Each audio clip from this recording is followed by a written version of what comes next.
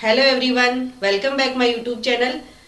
हम पढ़ रहे थे मॉलिक्यूलर बायोलॉजी और मॉलिक्यूलर बायोलॉजी में अपना जो टॉपिक चल रहा था वो चल रहा था वंशागति का आणविक आधार, यानी कि मॉलिक्यूलर बेसिस ऑफ इनहेरिटेंस, जिसमें हम न्यूक्लिक एसिड के बारे में स्टडी कर रहे थे। पिछली क्लास में हमने देखा था कि न्यूक्लिक एसिड जो है उसको एफमिसर ने पश कोशिकाओं में खोजा था।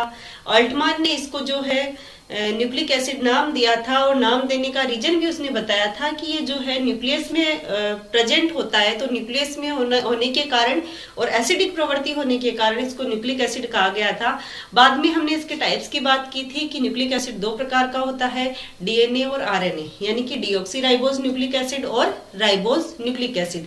फिर हम नेक्स्ट जो है इसके संगठन के बारे में बात कर रहे थे, यानी कि दोनों को हम सेपरेटली पढ़ रहे हैं। तो सबसे पहले हम डीएनए को पढ़ रहे थे। डीएनए जो है उसका संगठन क्या है, मतलब किससे मिलकर के बना है डीएनए।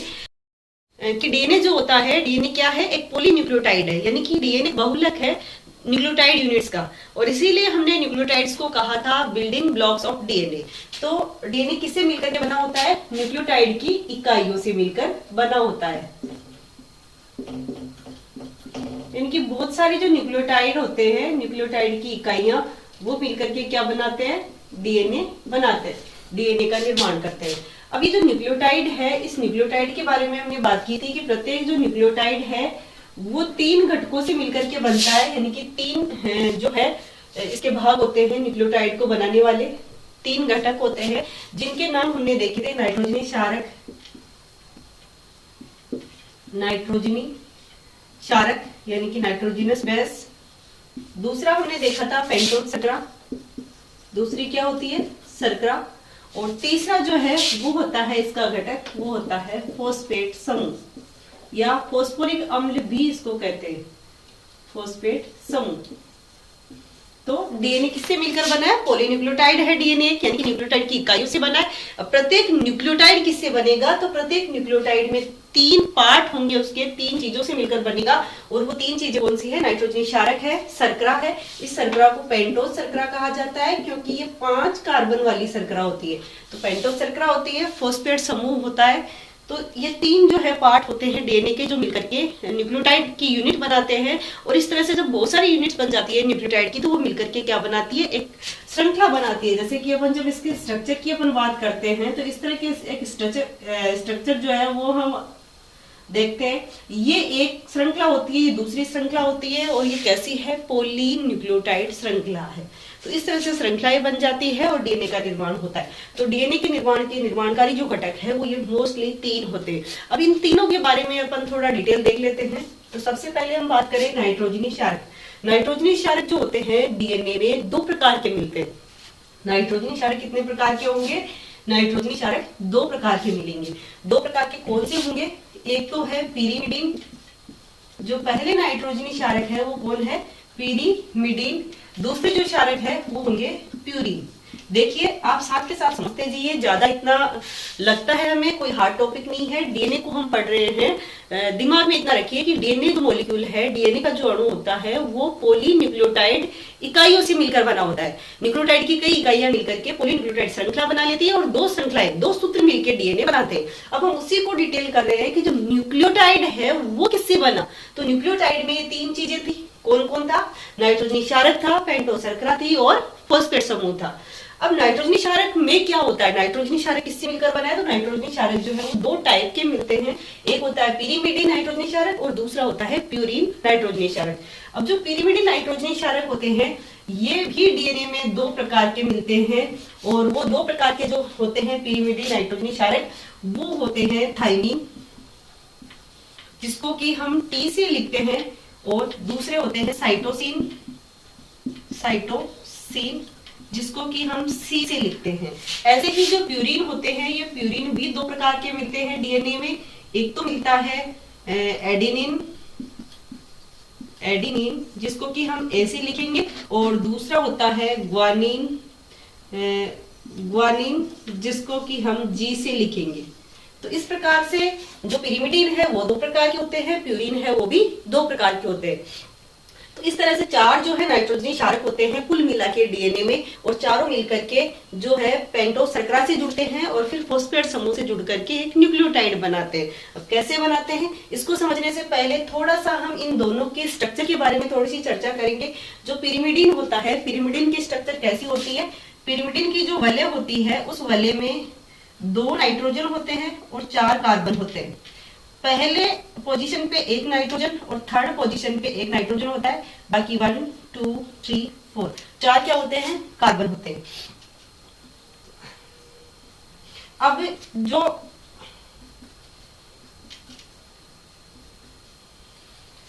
ये जो वलय बनती है इस वलय को नाम दिया जाता है 2n+4c, यानी कि 2n+4c वलय है। 2 नाइट्रोजन और 4 कार्बन वाली जो वलय है ये वलय, ये स्ट्रक्चर जो होती है वो किसकी होती है? पिरिमिडीन की होती है। और पिरिमिडीन में यहाँ पर नाइट्रोजन जो होता है वो फर्स्ट और थर्ड पोजीशन पे पाया जाता है। फर्स्ट और थर्ड पोजीशन पे कौन होता है? नाइट्रोजन मिलता है। देखो पहला ये, इसको 1 नंबर दे दे, ये दूसरा, ये तीसरा, ये चौथा, ये पांचवा और ये छठा। 6 मेंबर जो है वलय होती है, रिंग होती है, जिसमें पहली और तीसरी पोजीशन पे नाइट्रोजन रहता है। तो ये तो होती है पिरिमिडीन की स्ट्रक्चर। अब अगर प्यूरिन की स्ट्रक्चर की बात करें तो प्यूरिन की स्ट्रक्चर में ही एक तो यही सेम रिंग होती है, साथ में एक इमिडाजोल वलय और मिलती है। तो एक तो जो प्यूरिन होंगे उन प्यूरिन की स्ट्रक्चर में एक वलय तो कौन सी मिलेगी? पिरिमिडीन वलय मिलेगी, एक तो सेम।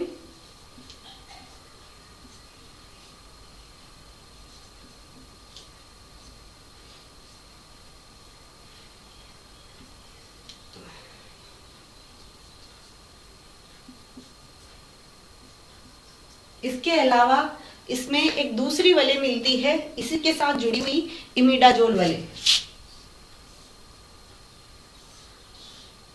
इस इमिडाजोल वलय में भी 2 पोजीशन पे नाइट्रोजन होते हैं और एक जगह कार्बन होता है। अब जो नाइट्रोजन होते हैं वो कौन सी पोजीशन पे होते हैं? तो जो नाइट्रोजन यहाँ पर मिलेंगे वो हमें मिलेंगे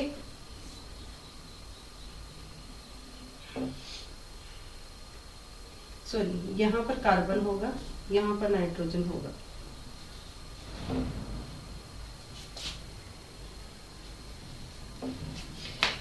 यहाँ पर देखो फर्स्ट और थर्ड पे ये तो पिरिमिडीन वलय थी और दूसरी जो है वो इमिडाजोल वलय होती है। तो इमिडाजोल वलय में भी 7th और 9th पोजीशन पे नाइट्रोजन होते हैं, यानी कि ये 2 वलय होती है इसमें, एक पिरिमिडीन वलय प्लस दूसरी क्या होती है? ये होगी इमिडाजोल वलय।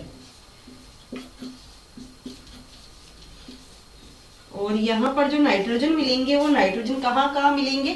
फर्स्ट, थर्ड, 7th और 9th पोजीशन पे क्या मिलेंगे? नाइट्रोजन मिलेंगे।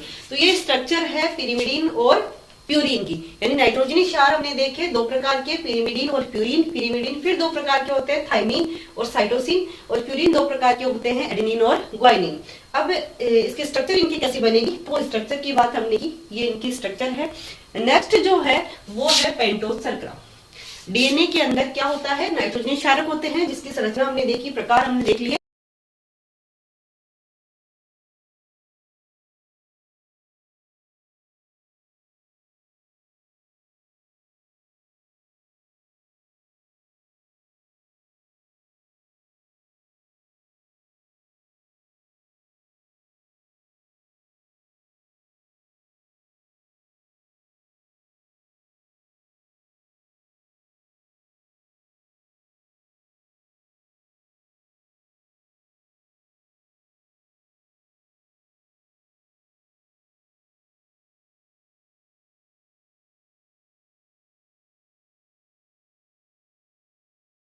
तो ये तो थे नाइट्रोजनी क्षार। नेक्स्ट हम बात करते हैं पेंटोस शर्करा की। दूसरा जो मेंबर होता है न्यूक्लियोटाइड्स का, दूसरा मेंबर है पेंटोस शर्करा। पेंटोस शर्करा जो है एक 5 कार्बन वाली शर्करा होती है। डीऑक्सी, ये जो पेंटोस शर्करा है डीएनए में डीऑक्सी राइबोस शर्करा मिलती है, जबकि आरएनए में राइबोस शर्करा मिलती है। 5 कार्बन वाली शर्करा है। तो इसकी स्ट्रक्चर कैसी होगी? इसकी जो स्ट्रक्चर होगी वो 5 कार्बन से मिलकर के बनी होगी, और वो 5 कार्बन जो होंगे वो किस प्रकार से जो है अरेंजमेंट होगा उनका। तो इस तरह से यहाँ पर ये जो होता है इसका पहला कार्बन होता है,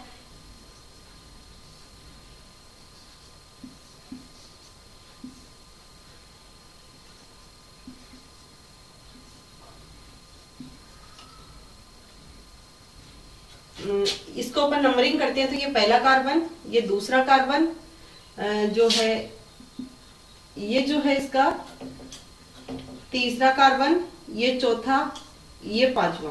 तो 5 कार्बन वाले होती है पेंटोज शर्करा है, 5 कार्बन वाली शर्करा होती है ये पेंटोज शर्करा। नेक्स्ट जो है इसका तीसरा जो मेंबर होता है वो क्या है इसका फॉस्फेट समूह, यानी कि डीएनए में न्यूक्लियोटाइड के निर्माण में जो तीसरा समूह काम में आता है वो आता है फॉस्फेट समूह, या इसको फॉस्फोरिक अम्ल भी कहते हैं, H3PO4। तो H3PO4 या जो फॉस्फोरिक अम्ल है इसके स्ट्रक्चर कैसी होती है, POH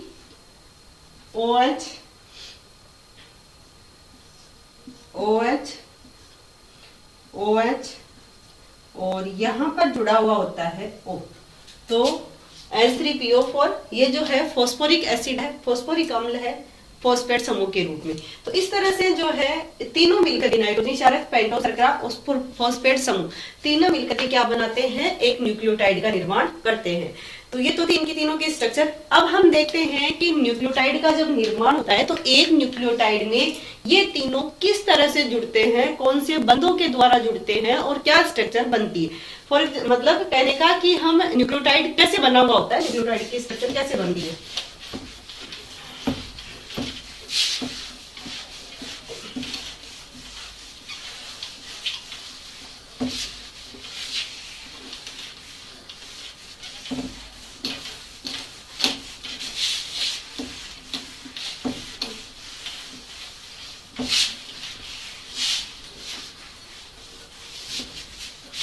तो देखिए एक जो न्यूक्लियोटाइड होता है उस न्यूक्लियोटाइड में क्या क्या होता है, नाइट्रोजनी क्षारक होते हैं। क्या क्या होता है, नाइट्रोजनी क्षारक। प्लस ये किससे जुड़े होते हैं, नाइट्रोजनी जो क्षारक होते हैं वो किससे जुड़ते हैं, तो वो शर्करा के साथ में जुड़ते हैं। कौन सी शर्करा, उस पेंटोज शर्करा के साथ, यानी 5 कार्बन वाली जो पेंटोज शर्करा है, शुगर है, उसके साथ नाइट्रोजन क्षारक जुड़ते हैं। और इनके जुड़ने से जो पहली स्ट्रक्चर बनती है वो बनती है न्यूक्लियोसाइड। यहाँ पर हमने 3 की बात की थी, नाइट्रोजन क्षारक, शुगर और फॉस्फेट समूह। पर पहले कौन जुड़ता है, नाइट्रोजन क्षारक और पेंटोज शर्करा जुड़ती है। और इन दोनों के जुड़ने से जो बनता है उसको कहा जाता है न्यूक्लियोसाइड, न कि न्यूक्लियोटाइड। क्या कहेंगे, न्यूक्लियोसाइड कहेंगे उसको। और ये जो न्यूक्लियोसाइड है इसके साथ में फिर क्या जुड़ता है, इसके साथ में जुड़ जाता है फॉस्फेट समूह। और इसके साथ में जब फॉस्फेट समूह जुड़ जाता है तो नेक्स्ट देन क्या बन जाता है, न्यूक्लियोटाइड। इसके साथ जब फॉस्फेट समूह जुड़ जाता है तब क्या बनता है, न्यूक्लियोटाइड। यानी कि जो है डीएनए में नाइट्रोजन क्षारक शर्करा के साथ जुड़ करके न्यूक्लियोसाइड बनाते हैं। और न्यूक्लियोसाइड जब फॉस्फेट समूह से जुड़ता है तो क्या बनता है, न्यूक्लियोटाइड बनता है। तो इस तरह से बनता है। अभी जब जुड़ते हैं तो कौन से बॉन्ड बनते हैं इनमें, एक नाइट्रोजन क्षारक जब शर्करा के साथ जुड़ेगा तो इस दौरान यहाँ पर कौन सा बंध बनेगा इन दोनों के बीच, तो यहाँ पर बंध बनता है ग्लाइकोसिडिक बंध। यहाँ पर जो बंध बनता है उस बंध को हम क्या कहते हैं, कौन से बॉन्ड के द्वारा ये जुड़ते हैं, तो ये जुड़ते हैं ग्लाइकोसिडिक बंध के द्वारा। कौन जुड़ते हैं, नाइट्रोजन क्षारक और पेंटोज शर्करा आपस में कौन से बंध के द्वारा जुड़ेंगे, ग्लाइकोसिडिक बंध के द्वारा जुड़ते हैं। और इस ग्लाइकोसिडिक बंध के द्वारा जब ये दोनों जुड़ जाते हैं तो कौन सी स्ट्रक्चर बनेगी, तो बनता है न्यूक्लियोसाइड। न्यूक्लियोसाइड बनेगा। अब न्यूक्लियोसाइड जो है वो फिर फॉस्फेट समूह के साथ जुड़ेगा। तो जब न्यूक्लियोसाइड फॉस्फेट समूह के साथ जुड़ता है तो वहां पर जो बंध बनता है, यहाँ जो बंध बनेगा, ये जो बंध है ये बंध कहलाता है फास्फोडाइएस्टर बंध। फास्फोडाइएस्टर बंध यानी कि न्यूक्लियोटाइड जो बनता है किसके द्वारा बनता है, न्यूक्लियोटाइड न्यूक्लियोसाइड प्लस फॉस्फेट के द्वारा बनता है। तो न्यूक्लियोसाइड जब फॉस्फेट से जुड़ेगा तो वहां पर बंध कौन सा बनेगा, फॉस्फोडाइएस्टर बंध। और फॉस्फोडाइएस्टर बंध से दोनों जुड़ जाएंगे और क्या बन जाएगा, न्यूक्लियोटाइड न्यूक्लियोटाइड बन जाएगा। अब इसको हम देखते हैं कि जैसे मान लो नाइट्रोजनी क्षार तो 4 प्रकार के हैं। डीएनए में हमने देखा नाइट्रोजनी क्षार 4 होते हैं। 4 कौन कौन से थे? 2 प्यूरिन थे, 2 पिरिमिडीन थे। पिरिमिडीन के रूप में कौन कौन था? थाइमिन था, साइटोसिन था, और प्यूरिन के रूप में एडेनिन और ग्वानिन था। तो 4 नाइट्रोजनी क्षार थे, तो चारों में से कौन जुड़ेगा सुगर के साथ? तो चारों में से कोई भी जुड़ेगा, चारों जुड़ते हैं। अब कैसे जुड़ते हैं? जैसे मान लो साइटोसिन था, साइटोसिन जो है नाइट्रोजनी क्षार है, ये किसके साथ जुड़ा? ये शर्करा के साथ जुड़ा। जब साइटोसिन पेंटोस शर्करा के साथ में जुड़ गया तो क्या बनेगा? कौन से बंध द्वारा जुड़ेगा? ये ग्लाइकोसिडिक बंध के द्वारा जुड़ेगा। तो क्या बनेगा? न्यूक्लियोसाइड बनेगा। और उस न्यूक्लियोसाइड का नाम क्या हो जाएगा? क्योंकि ये डीऑक्सीराइबोज शर्करा है, तो उसका नाम क्या हो जाएगा? उसका नाम हो जाएगा डीऑक्सी साइटिडीन। Deoxy cytidine.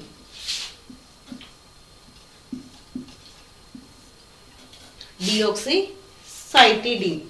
ठीक है। अब जैसे ही ये क्या बन गया? डीऑक्सीसाइटिडीन क्या है? न्यूक्लियोसाइड है। अब इसके साथ में क्या जुड़ जाएगा? जब इसके साथ में फोस्फेट समूह जुड़ जाएगा, जब PO4 समूह जुड़ जाएगा, फोस्फेट समूह H3PO4, जब इसके साथ में फोस्फेट समूह जुड़ा तो फोस्फेट समूह जुड़ते ही ये क्या बन जाएगा? फोस्फेट समूह जुड़ते ही ये न्यूक्लियोटाइड बन गया। और इन दोनों के जुड़ने से क्या बना? पहला न्यूक्लियोटाइड, यानी कि न्यूक्लियोटाइड का निर्माण हुआ। और न्यूक्लियोटाइड का नाम क्या हो जाएगा? यहाँ पर न्यूक्लियोटाइड का नाम हो जाएगा डीऑक्सीसाइटिडीन मोनोफॉस्फेट। या तो इसको हम यूं कह सकते हैं डीऑक्सीसाइटिडीन मोनोफॉस्फेट, या फिर इसी को जो डीऑक्सीसाइटिडीन मोनोफॉस्फेट जो है, इसी को हम एक दूसरे नाम से भी जानते हैं, यानी कि इसी को एक दूसरे नाम से भी आपको कहीं पर पढ़ने को मिल सकता है। वो क्या है? डीऑक्सीसाइटिडिनिलिक अम्ल। साइटिडिनिलिक अम्ल, क्योंकि ये क्या हो गया? न्यूक्लियोटाइड बन गया। और न्यूक्लियोटाइड क्या है? एक न्यूक्लियोटाइड एक एसिड है, यानी कि अम्लीय प्रवृत्ति है। तो ये पहला बना। उसके बाद में मान लो कि साइटोसिन की जगह क्या हो? जब साइटोसिन की जगह क्या हो? थाइमीन हो, यानी कि थाइमीन किसके साथ जुड़े? थाइमीन जब शर्करा के साथ जुड़ेगा तो क्या बनेगा? थाइमीन शर्करा के साथ जुड़ेगा तो बनेगा डीऑक्सीथाइमिडीन। क्या बनेगा? डीऑक्सीथाइमिडीन बनेगा। और डीऑक्सीथाइमिडीन बनेगा प्लस इसके साथ में जब फॉस्फेट जुड़ जाएगा, डीऑक्सीथाइमिडीन के साथ जब फॉस्फेट जुड़ जाएगा तो ये क्या बन जाएगा? डीऑक्सीथाइमिडीन मोनोफॉस्फेट। डीऑक्सीथाइमिडीन मोनोफॉस्फेट। इसी प्रकार से जब एडेनिन है वो शर्करा के साथ जुड़ेगा, एडेनिन प्लस शर्करा होगा, एडेनिन शर्करा के साथ जुड़ेगा पेंटोस शर्करा के साथ, तो क्या बन जाएगा? Deoxy adenosine. डीऑक्सी एडिनोसिन बनेगा। और जब इसके साथ में फॉस्फेट जुड़ेगा तो ये किस में बदल जाएगा? न्यूक्लियोटाइड बन जाएगा। और न्यूक्लियोटाइड का नाम क्या होगा? डीऑक्सी एडिनोसिन मोनोफॉस्फेट या डीऑक्सी एडिनाइलिक अम्ल। दोनों में से कोई भी हम बोल सकते हैं, डीऑक्सी एडिनोसिन मोनोफॉस्फेट या डीऑक्सी एडिनाइलिक अम्ल। इसी प्रकार से चौथा जो है वो है ग्वानिन। ग्वानिन अगर जुड़ता है शर्करा के साथ तो क्या बनेगा? तो बनेगा डीऑक्सी ग्वानोसिन। Deoxy guanosine. और जब इसके साथ में फॉस्फेट जुड़ता है तो ये क्या बन जाएगा? ये बन जाएगा डीऑक्सी ग्वानोसिन मोनोफॉस्फेट या डीऑक्सी ग्वाइनिलिक एसिड। तो इस प्रकार से न्यूक्लियोटाइड बनते हैं। न्यूक्लियोटाइड कैसे बना? कि जो नाइट्रोजनी क्षार है वो शर्करा के साथ जुड़ेगा तो क्या बनेगा, न्यूक्लियोसाइड बनेगा। और जब न्यूक्लियोसाइड में फॉस्फेट समूह जुड़ जाएगा तो वो क्या कहलाएगा, न्यूक्लियोटाइड कहलाएगा। अब 4 प्रकार के नाइट्रोजनी क्षार होते हैं, तो न्यूक्लियोसाइड और न्यूक्लियोटाइड भी 4 प्रकार के बनते हैं, पर ये संख्या में अनेकों बनेंगे। और सारे न्यूक्लियोटाइड जब आपस में जुड़ेंगे तो आपस में जुड़ करके ये एक श्रृंखला बना लेंगे, और वो श्रृंखला कहलाएगी पॉलीन्यूक्लियोटाइड श्रृंखला।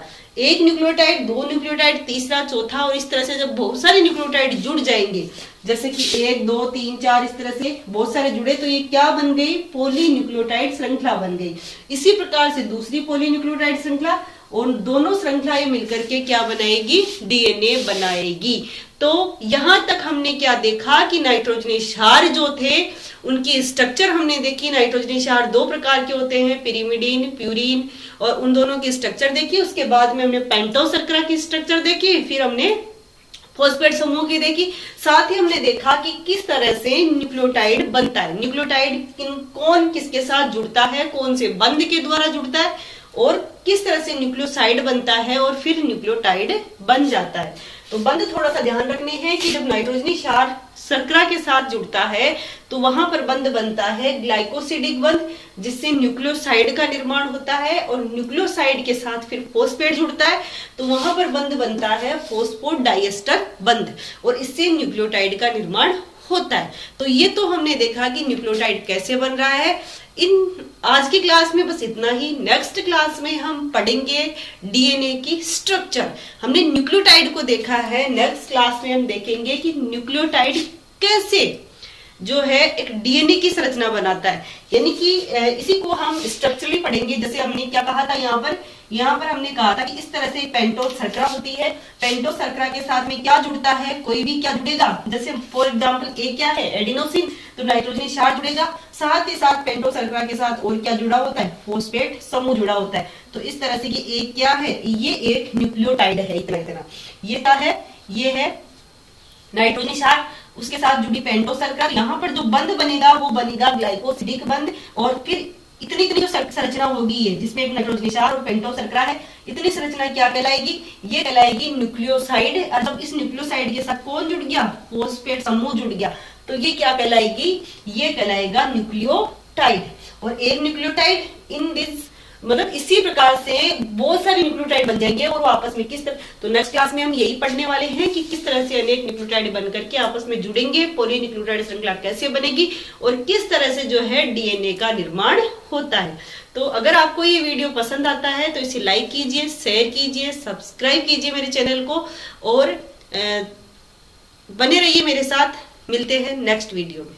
Thank you watching for my video.